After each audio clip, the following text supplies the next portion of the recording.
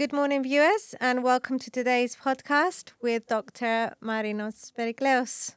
We are extremely happy to have you here today, Marinos. So one of our own GC school graduates. Absolutely. We are watching your journey from afar. Very proud. Thank you. When you were a student here at the GC school in 1999, was it? I was a 99 graduate, actually, yeah. Did you imagine that you'd be where you are today? I mean, I think I had ambition instilled into me, and that has always been my beacon and driver to whatever I did. I had good support from my family. I had good foundations from school. So as a recipe, I think I had a relatively good, healthy foundation ingredients, if you like. So yeah, I mean, it's an aspiration, ambition coming true. Of course, achieving what you want to achieve in life. Obviously, I don't think I've ever planned much of my life ahead. I always try to plan a step at a time. I'm quite calculated like that. Sometimes a bit impulsive, as my wife likes to remind me. But it's, I think obviously sitting on this chair now, seeing where I am now and talking to you brings back so many nice memories, waves of nostalgia. The moment I walked through the gate, it was very emotional, very touching, actually, and seeing people I haven't seen for nearly 30 years. I will touch on that. Touch on that. But at first, I want to ask you, so could you tell our viewers, who are you today? Yeah. Where are you today? Sure. What are you doing today? So, of course. So I'm based in London, and I work as a consultant gastroenterologist, and I've got a special interest in liver disease. I was lucky to work in London's two biggest transplant centres at Royal Free and King's College Hospital, and I managed to get lots of experience there in how to manage the sickest of liver patients. Then I embellished my education a little bit more by doing a fellowship, visiting fellowship at Yale in the States. And through that, I managed to get a job as a consultant hepatologist. And I've tried through my career to do everything for the patient and develop new things that will benefit the patients. Of course, that's my utmost ambition here. I set up, pathways and referral kind of algorithms for GPs to refer to the hospitals. I'm co-chairing the Liver Cancer Network for the whole of south of England, which means that we oversee a population of nearly 4.5 million people. Oh. I've been quite integral in setting up pathways for early detection of disease surveillance, cancer surveillance, all of those initiatives really that pretty much define me beyond just having the degree or the label as someone who is a doctor, Doing great things. Trying. Staff, as soon as you came through the gates, through the doors of the GC school, did you say nearly 30 years? 30 years, yeah. 30 years I can't later. believe saying that. We're extremely happy to see you. First thoughts, first feelings when you walked through the door. Oh, gosh. What do you remember most about your time here at the school? I remember the energy. I remember the energy, the positive energy. There's always something that was, on the move, changing. I remember all the hopes of all the people around me, or the ambitions. I remember the teachers. I remember how close I felt to many of the teachers here. That interpersonal relationship that, being in a classroom, a smaller kind of classroom, you felt that there was space for you to be a little bit closer to the teacher. So that was quite palpable at the time. I remember, the friendliness of people from the cleaners to the teachers to the headmaster. It felt more like a community rather than a place of protocolized education, if you like. And this is, I still felt it today. The familiar sounds around me, the bell ringing, the noise, the warm greeting from the reception staff, who are still here after 30 years.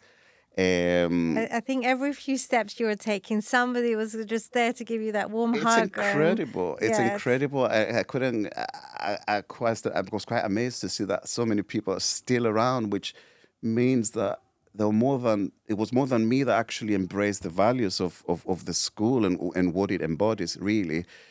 And of course, I was here under different leadership back then, and it's quite refreshing to see that the ethos and the values that were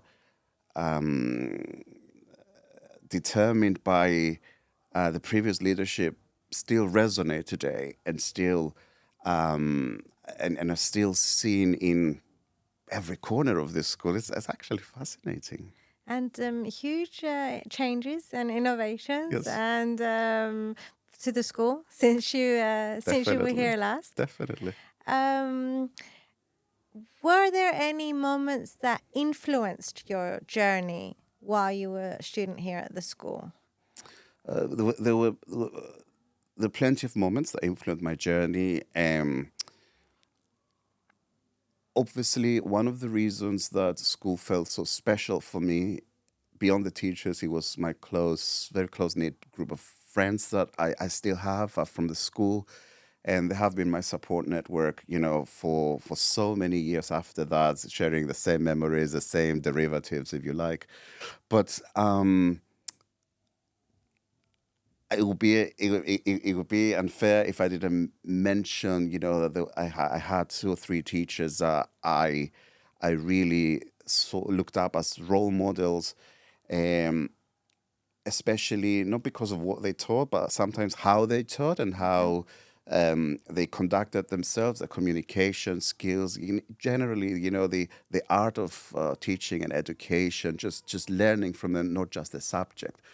And certainly part of what influenced the academic side of me, wanting to do a PhD, getting involved in publications, clinical trials, all of that stuff really stems from the fact that from very early on I was exposed to the art of education, but in a way that was done in an artistic way, if you like, So would you say that medicine was always on your mind from a young age, or is it something that came later on in your high school years? So medicine I always had I always wanted to help people. I won't always found myself being a people's pleaser, and I come from a family that always taught me those values, that it doesn't matter if you have money, if you have extra, you share what you have with other people. Inclusivity came from my family. The art of giving came from my parents. They're very much pro that kind of attitude. So I always wanted to give. Now, I was a late bloomer. I had to confess that. I wasn't very disciplined. I wasn't very hardworking, and I had to work extra hard. I wasn't a natural, kind of person that just sits there, takes it all from the classroom, and So I found through the latter part of my journey here in the school that I had to work extra hard, and I had to define my own endpoints and targets. And as I was doing that, it morphed into, okay, I want more and I want more, but to get more, I need to do X, Y, Z. And that's how I found that I'm good at planning and strategizing. So I really honed on the things that would make me get what I want. So I found myself neglecting some of the things that wouldn't get me to my end goal. And I had to focus on the key subjects, if you like, or the key elements of my personal statement that would unlock those doors for me. So medicine itself came a little bit later, maybe when I was 15 or 16. And that's how I started designing the path on how to achieve that.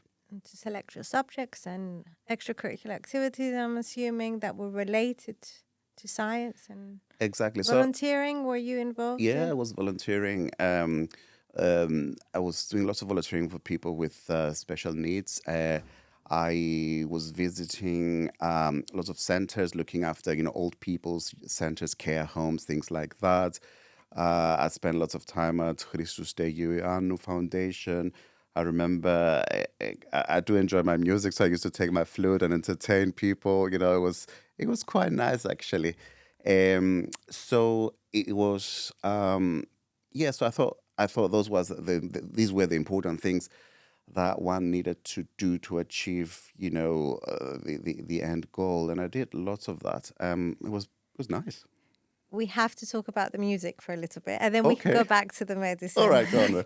So, to our viewers who don't know, you composed the music to the graduation song, the song that the graduates enter to in 1999. And as a school, we still use the same music every year Gosh. for our graduates to enter into the Strovolos Municipality Theatre. Oh wow. Thank you. And it is extremely touching. And every year we tell the graduates, by the way, that this music was written by you in 1999. It's very humbling. Thank you. It's beautiful. Because obviously I hear it every year for the last 20 years, I have to tell you. Gosh. Beautiful music. Thank you. I mean, it was a commission thing. The current principal asked me whether I would be interested to write something, and I said, "Okay, yeah, let's do it." I like producing music, and even to this day, I have a small studio at home. I do like to distress through that. But you never thought to study music? I did. You did. And like every Cypriot man, I did have the quintessential conversation with my Cypriot dad. And I did, have to go through the motions of defending my passion. And he was going through the motions of defending a good livelihood for the future and the career security and all of that. And it was always between those two, to be fair, either music or medicine. I think I would have been okay with either of those. But I think at the end of the day, I think my dad was right because maybe he knew something about me that I didn't know. He knew something about the world that I didn't appreciate at the time. Yeah, fair enough. So going back to medicine, since after the discussion with your father, you sat down and you decided that this was the path you were going to take. What was the hardest part of getting into medicine or getting through medical school? What would you say was the hardest part? The hardest part was to break the stereotype of what medicine is. Because I think people go into medicine not realizing what it entails. The easiest part in medicine is getting the straight A's. The straight A levels, just to go A stars, I think they're called now. That is the easiest part. Okay. What people don't tell you is how grueling the training is. What people don't tell you is how mentally challenging some situations might be. The stress that exudes from those situations is immense. I wish someone told me that medicine is not what I saw before, like a doctor in a white coat sitting behind a mahogany desk, prescribing things and getting paid handsomely. To get to that point, it is a journey that is very unforgiving. And it's no surprise that as doctors, we have the highest rates of suicide, the highest rates of alcoholism, the highest rates of drug abuse, and that's got to do with stress. The dropout rates are through the roof for medicine for exactly these reasons. It's extremely antisocial. It's extremely intense on families. Again, highest rates of divorce from any professional, because invariably people have to prioritize family life or the job. And not every partner is designed to be able to tolerate that. So these things, this reality check is not something that any career counselor actually tells you about. And then you find yourself after, spending so much time preparing for it, that it's a world that is extremely different. And what is also different, taking yourself outside from the microcosmos of Cyprus, is understanding that the moment you leave the natural boundaries of the island, you are a small fish in a big pond. And that means that the competition that you're up against is something unimaginable. And this competition from all sorts of international medical graduates, and the having to prove yourself, and especially outside the familiar, that is a challenge on its own. So it's not a path laid in roses. And what kept you going through those challenges? Because we're not talking about the challenges of a year or of 2 years. We're talking about constant challenges and hard work and sacrifice and discipline. I mean, what kept you going, or how did you face those challenges? How did you overcome them? So there's a simple answer to this, and there's a more convoluted answer. I suspect you want the intermediate answer. So give me any answer you want. The short answer is essentially I have a very, very supportive partner. Okay. And I've known, her name is Despina, and I owe her a great deal of what I have now, and what I never achieved anything on my own. It's a joint venture, whatever we do. She's been there through the second year of medical school. She's been my confidant, my support, my pillar, my psychologist, my psychiatrist, my caterer, my sounding board, my everything for the last 20 odd years. True superwoman. She's beyond a superwoman. She's an incredibly clever and highly accomplished person who decided that she has to do a bit less for herself to support me. And I know it's rare, and for that I'm always indebted to her. I also have a very supporting family, are always behind me, and they never failed me. And, again, they have also formed the pillar of support for me. I have ways of distressing, and primarily that for me comes through socializing, through music, and also through a bit of isolated sports. I like swimming and I like running. But, these are, in a very simplistic way, my coping mechanisms. It's beautiful. Thank you. What does a typical day look like for you now? Okay. Typical day. You don't want me to omit anything, yeah? Again, you can tell me what you want to tell me. Good. Okay. So a typical day involves me waking up first and trying to raise the alarm in the house, because my daughter is quite a sleepyhead. So eventually I managed to get my daughter out of bed, and then we start doing breakfast, and then it's a school run, and then lots of traffic on the way to work, and it's always a rush. I drop her off and then straight to work. And then up until now, you've described most people's first hour, Exactly. whether living in London or Cyprus. Exactly. You've described most different. of our life. No, I don't see myself anything different to any other human being. Exactly. So essentially, then go straight to work, and the first thing that happens, if I'm on the ward, I have to start a ward round at 8:30. Then from 8:30, so I see about 20 people, I think I would see on the ward round. Then go to intensive care and see the sickest of patients there who are critically unwell. Then go to meetings, often skip lunch, and then join to that. We go straight into clinic often, or endoscopy. And I have my lunch al desco, so whatever I can stuff my face with whilst I work. And then I finish that, usually finish at 5:30, 6 o'clock. And then I go to evening clinic from 6 to 8 o'clock. And that happens on Mondays, Wednesdays, and Fridays. And then I get home after that. I'm on call once a week during a weekday, and once every 7 weekends, where I have to go in over the weekend. So on those weekends that I'm in, it means that I'm at work from one Monday to the next Friday. So that's 15 days straight of this of this pattern non-stop. When I'm on call, that means that the phone may ring at night and we have an emergency.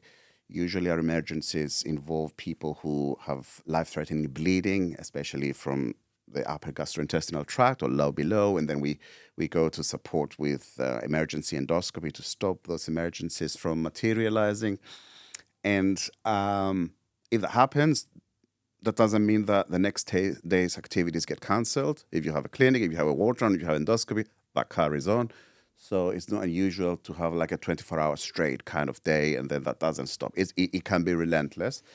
But I like the adrenaline rush, and many of us go into medicine because that's how we tick. And I think it suits me. And as I said already, I have a partner who supports this kind of lifestyle and absence from many of the things. I try to be present, though. I try to be present, and I try to do the school runs, and I haven't missed a single dance performance or a piano recital with my daughter. I think I'm good at timekeeping. I think I manage somehow, but I think day to day, but it's never the same because the patients are never the same. The cases are never the same. There's always something very interesting, happening. The most rewarding parts of your career? The most rewarding part is making a difference, and also seeing people that they're happy to confide in you and they're happy to share with you things that they may not have shared with someone else. And having that special relationship with my patients, that they trust me, and they have confidence in me that we can take them from A to B. The journey that I see as one of my biggest success, I find a patient that has been referred to me, I work them up, I follow them up for years, I keep them going. And then suddenly something goes wrong. They come in as inpatients. I look after them. I get them better, back to their baseline almost. And then slowly over that journey, they decline. And then we get to liver transplantation. And then we talk about how the process works. And then we start the process of finding them a new liver. And then we follow them up after liver transplantation in the post-transplant clinic that we do. The journey carries on. So being a spectator, a proactive spectator in someone's life from diagnosis to death is a very special thing, and harbors some very special relationships that you have with the patients themselves and their families, and getting to know them, getting to feel their pain, hold their hand, cry with them. That is a very fulfilling thing for me, and being able to be present in a stranger's most personal moments is a very rewarding experience. So that would be essentially my top reward. Has there been a particular patient's experience that shaped you? I mean, it's unfortunately what I do is a bit of a Russian roulette, which means that you don't know how things will surprise you. The ups and downs of the job means that when you believe that things will go well, it's on, and when you least expect it, they do. So it's exactly the lack of predictability that excites me. So sort of turning your question a little bit around. So I think it's the fact that nothing is predictable enough to surprise you or to, prepare you, if you like, If you had a student sitting next to you today telling you that they're thinking of studying medicine, what advice would you give? First of all, I'll do the reality check. Okay, I don't think anyone should go into this kind of job with with their eyes with blindfolded. I would dispel the myth immediately that you go into medicine for money. There's no money in medicine. And I'm talking about the comparing what my peers make, who are lawyers, accountants, financiers, bankers, that type of money you will never make in medicine, okay? And that needs to be out there.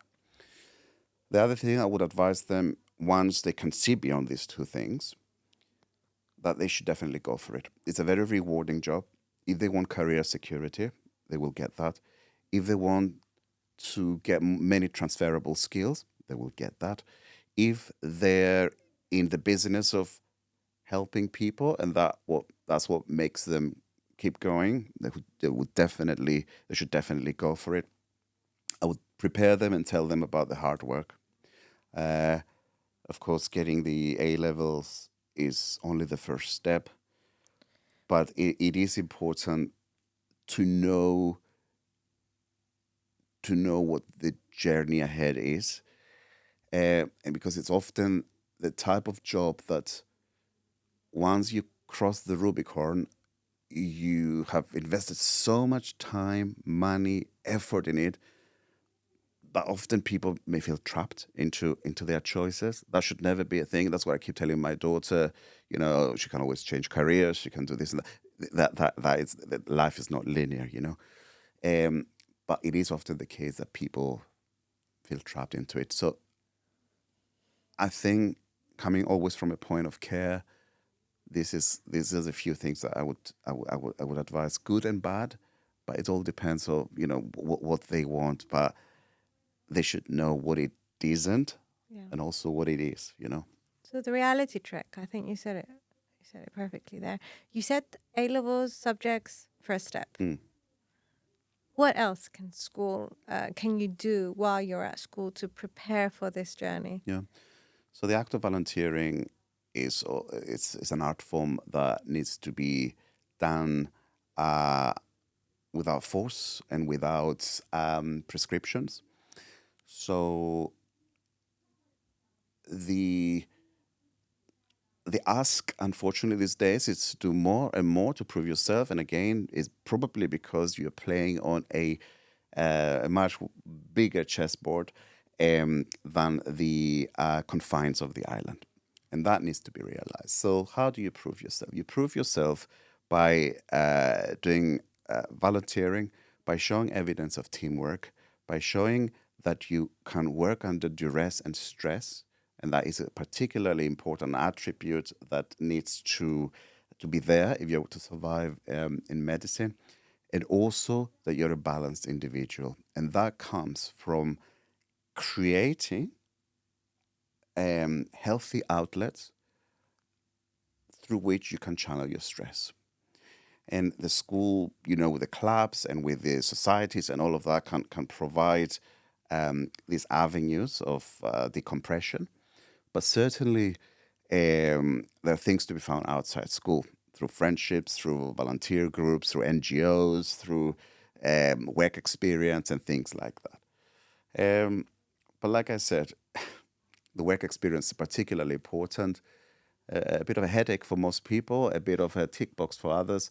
But essentially, if someone wants to do medicine, they shouldn't go into a doctor's office and just make the coffee and just sit in a consultation room. They should go in a high intense environment where they can literally see how bad it can get, rather than being the coziness, comfort of a Doctor's office. Yeah, exactly. If you could go back to your younger self and give one piece of advice, what would you give? I would tell my younger self to get on a spaceship and put it on full speed, launch myself, go into the stratosphere, go into orbit, leave the planet, and then look back and try and find Cyprus, number one, and try and find myself, number two. And then once I realize how small everything is and how immaterial I am and how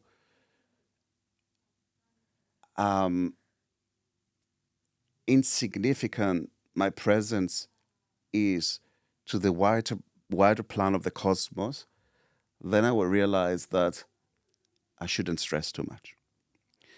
And only through that, I will remind myself how small I am and how irrelevant things can be, and see the wider picture. Because I used, and I still do sometimes, sweat the small things, the things that trigger me that they shouldn't, and that's when, I mentioned my lovely wife Despina already, but this is when she does her shaking, get a grip of yourself kind of talk. That's a very common theme in our household, and that's how I rebalance myself. But yeah, if I was to go back, I would tell myself, take a careful look. Things are not as serious as they seem. There's only death that you cannot correct. Everything else, you don't need to sweat it. Thank you. Thank you for that. I want to take the time to also tell you how much we appreciate that you have an extremely busy schedule.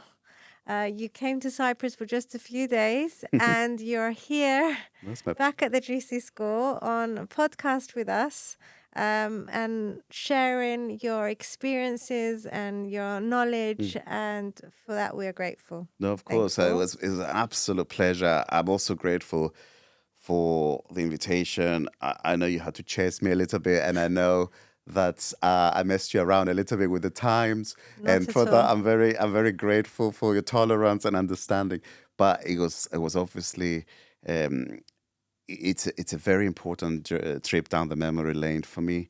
And I couldn't have imagined a better way of spending my morning. So thank you. Thank you. Thank you very much for coming. And I know that a lot of our viewers are going to be extremely happy to see you here and hear your experiences. Thank you so much. Appreciate it. Thank you. Thank you, Marinos. Thank you, viewers. Until the next time.